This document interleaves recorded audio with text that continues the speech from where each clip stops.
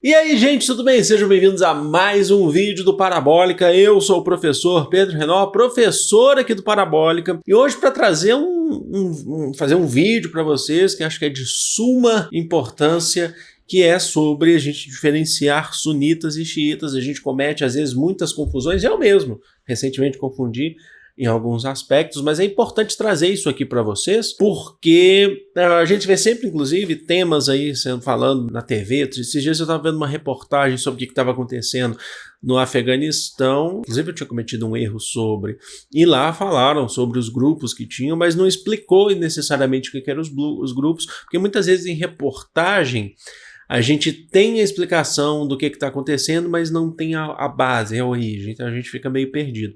E é importante fazer isso para a gente estudar também para o Enem e outros vestibulares também. Então esse vídeo ou essa aula, que é uma pequena aula, acho que vai ser até mais curta, ela vai entrar na nossa playlist de conhecimentos gerais e atualidades, porque a motivação que eu tenho feito foi por conta dos últimos vídeos, que foram super bem repercutidos aqui, que foram os vídeos sobre o Talibã no Afeganistão. Então já se inscreve no canal, se ainda não for inscrito, curte esse vídeo para ajudar o canal a crescer. Tem história geral, filosofia, sociologia, tem muito conteúdo, é completo para o Enem e demais vestibulares. Eu estou desafogando muitas coisas aqui no trabalho, então vou ter mais tempo para fazer live na Twitch. Eu tinha dado um tempo, mas a gente vou voltar, né? A gente vai estar voltando. Eu vou voltar. Outros recados rápidos também, a gente vai começar agora essa semana, uma semana de lives. A partir de amanhã, vocês devem estar vendo esse vídeo na quarta, a partir de amanhã a gente já vai ter live. Eu e a Tati do canal Historizando, a gente está fazendo lives de revisão já, focando no Enem, a gente já tem inclusive uma playlist. E o meu irmão também, o Thiago,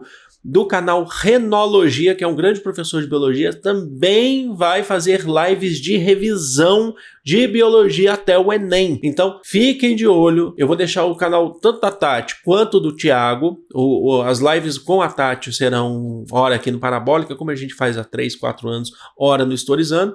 E lá no Renologia vocês vão ter live também semanais com o Thiago, com o meu irmão, que é um grande professor de biologia. Não percam essa oportunidade, tá bom? Vamos lá então começar falando sobre os sunitas, os xiitas, só para constar antes um pouquinho da história. São alguns pontos aqui que eu preciso trabalhar com vocês. Após a morte, o falecimento do profeta Maomé, que é o criador do islamismo, né? Que vocês sabem que Maomé, lá no século 6, que depois ele passa pelo século 7, ele falece no século 7. O Maomé recebe a visita do anjo Gabriel.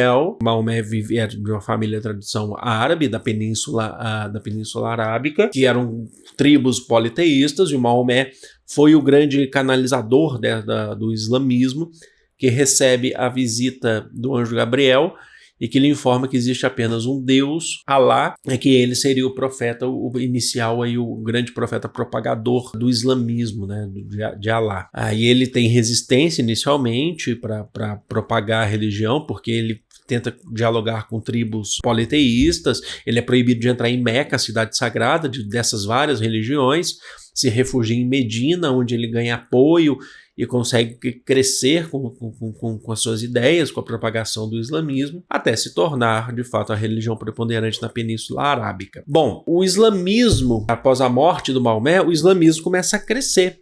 E cresce bastante através da figura dos califas, né? Só para constar aqui, califa são os líderes que governam os califados. Os califados são regiões monárquicas do mundo do islamismo, né? Então são territórios geralmente colocados aí por monarquias, que não necessariamente são hereditárias, mas que são monarquias dentro do mundo islâmico, que se expandem depois da Península Arábica para outras partes do Oriente Médio, que são governadas dentro da concepção de Maomé, dentro da concepção do Islã. Então os califas seriam esses líderes pós-Maomé. E o islamismo atualmente é a religião que mais cresce potencialmente no mundo. O islamismo tem cerca hoje de 1,8 bilhões de seguidores, é muita coisa, e isso corresponde a cerca de 24% da população mundial. A maior religião, se a gente unir todas as suas vertentes, a maior religião do mundo é o cristianismo, unindo todas as suas vertentes, o ortodoxo, o católico, o protestante,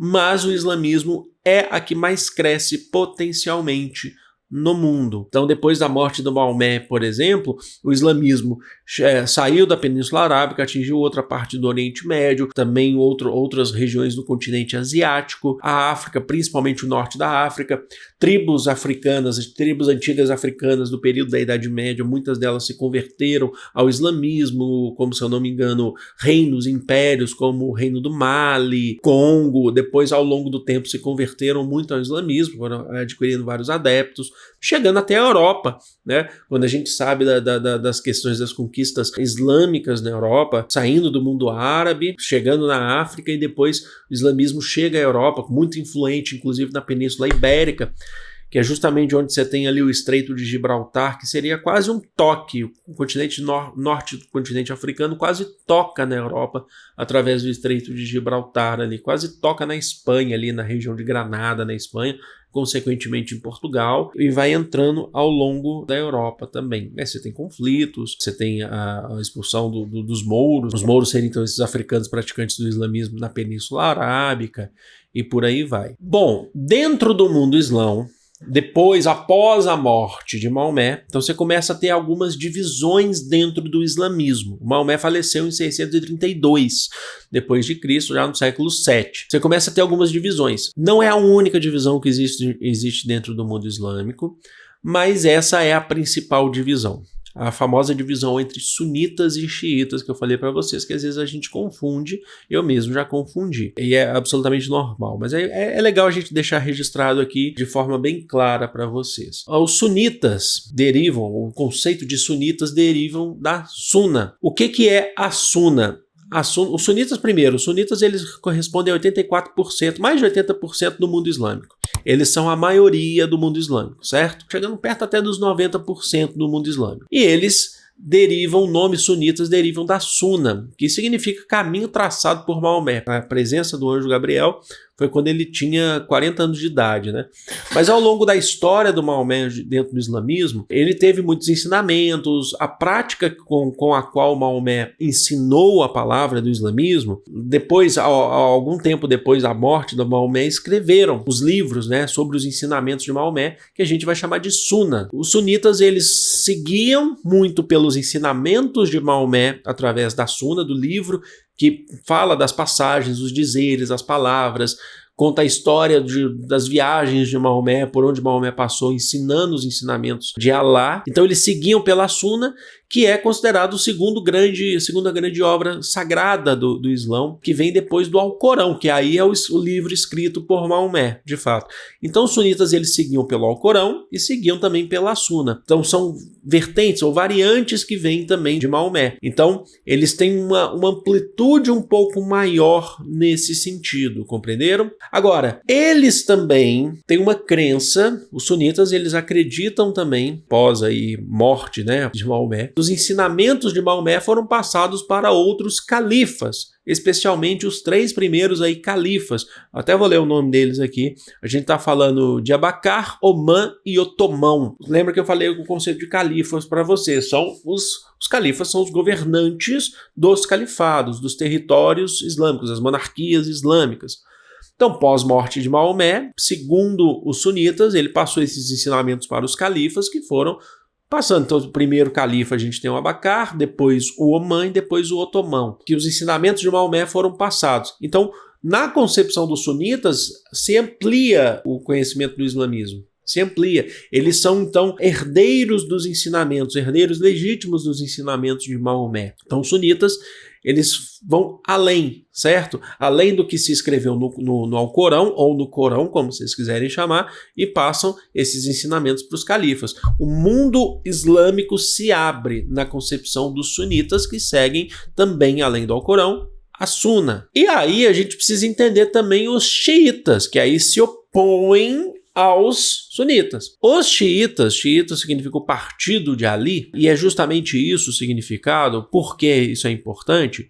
Os xiitas, eles são um grupo, o segundo grupo majoritário, que não existe só esses, essa é a principal divisão, mas eles correspondem, se a gente colocar no 100%, eles correspondem a 16% do mundo islâmico, não passam nem perto assim do tamanho do número de seguidores islâmicos ou muçulmanos sunitas. Os xiitas, gente, eles são seguidores, são muçulmanos islâmicos, né, mas que eles são muito mais relacionados à questão tradicional em relação ao Corão e Maomé. Na verdade, eles criticam ou ignoram, não reconhecem, na verdade, os três califas que os sunitas que pegaram os ensinamentos de Maomé e passaram para frente.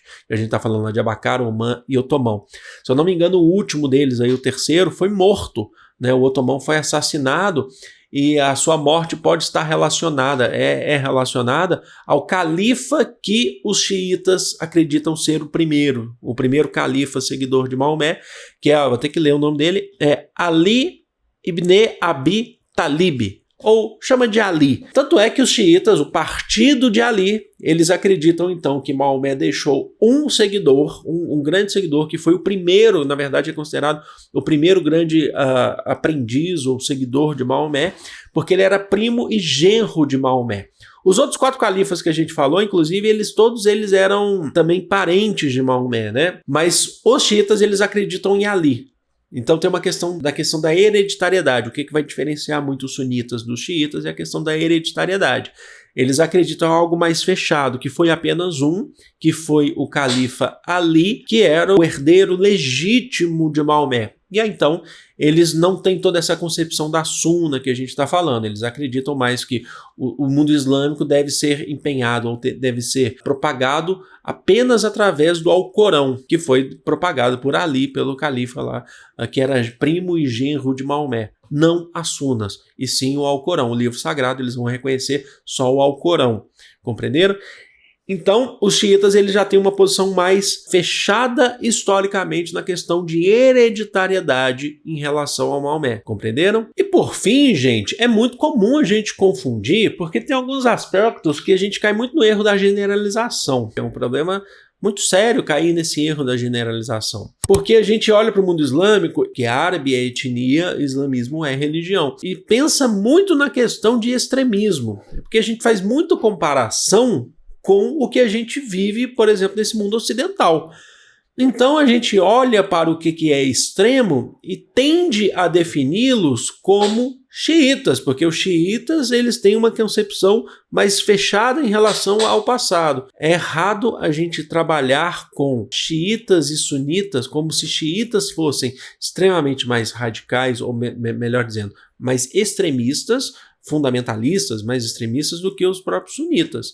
É um erro a gente trabalhar com isso, que ser xiita é porque essa palavra, esse conceito de xiita, falar de ala radical é xiita. É uma concepção que foi muito utilizada no Ocidente, mas olhando para o mundo árabe, isso está equivocado. É uma concepção histórica de hereditariedade que gera conflitos no mundo árabe, gera conflitos de fato no mundo árabe, mas a gente olha para vários grupos e até mesmo confunde. A minha confusão foi disso. Quando, por exemplo, no vídeo do Talibã, primeiro, até corrigi isso em comentário, vocês me mandaram mensagem, esqueci quem foi que me mandou mensagem, inclusive, me perdoe, falando sobre o que eu tinha falado do Talibã ser xiita, e na verdade não. Existem grupos no mundo árabe que a gente olha e fala assim, esses grupos são extremos. Muitas vezes grupos considerados terroristas. Aí a concepção de terrorismo é uma concepção que a gente não vai entrar nesse vídeo. Mas a questão do terrorismo também é muito definida pelos próprios estados, o que se considera terrorismo ou não. Mas, por exemplo, a Al-Qaeda, a rede que é considerada terrorista mundialmente, do Osama Bin Laden, que praticou os atos do 11 de setembro, que era protegida pelo Talibã, a Al-Qaeda é um grupo sunita, para vocês terem noção. O próprio Saddam Hussein, se eu não me engano, no Iraque era sunita, mas vocês podem me corrigir se eu estiver errado. O próprio Estado Islâmico, hoje quando a gente fala em terrorismo, acho que o primeiro grupo que vem na nossa cabeça, que vem na mente, é o Estado Islâmico. E o Estado Islâmico é considerado um grupo sunita, é um grupo de orientação sunita, para vocês terem noção. Mas, professor, então os sunitas, eles são a maioria. Existem os xiitas? Existem. O grupo de libertação armada, inclusive, que alguns países consideram terrorista, outros não, do Líbano, que é o Hezbollah é de orientação xiita. E a maioria dos xiitas, inclusive, se localizam na antiga Pérsia, no Irã. principalmente após a Revolução Iraniana, ou Revolução Islâmica de 1979, que baniu costumes ocidentais no Irã e colocou a figura do Ayatollah, na época o Ayatollah Khomeini, colocou a figura religiosa. O Irã se tornou uma república teocrática, não é uma monarquia, mas é uma república teocrática do Irã, onde o Alcorão é a base e você tem a figura religiosa do Ayatollah como principal. O presidente do Irã ele está abaixo do Ayatollah. O Irã é de maioria xiita, é uma república que você tem como religião o islamismo, como religião oficial, e o islamismo de orientação xiita.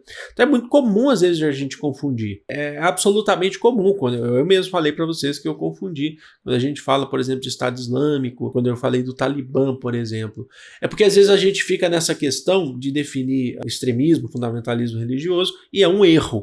Mas está aqui então um vídeo, inclusive, para solucionar esse erro que eu tive, e também abrir uma nova discussão e passar, esclarecer algumas questões importantes que são importantes aí para você fazer o Enem e outros vestibulares também. Espero que vocês tenham curtido, espero de coração que vocês tenham gostado. Eu vou ficando por aqui, eu amo vocês e é de todo o coração do mundo. Grande beijo, fui!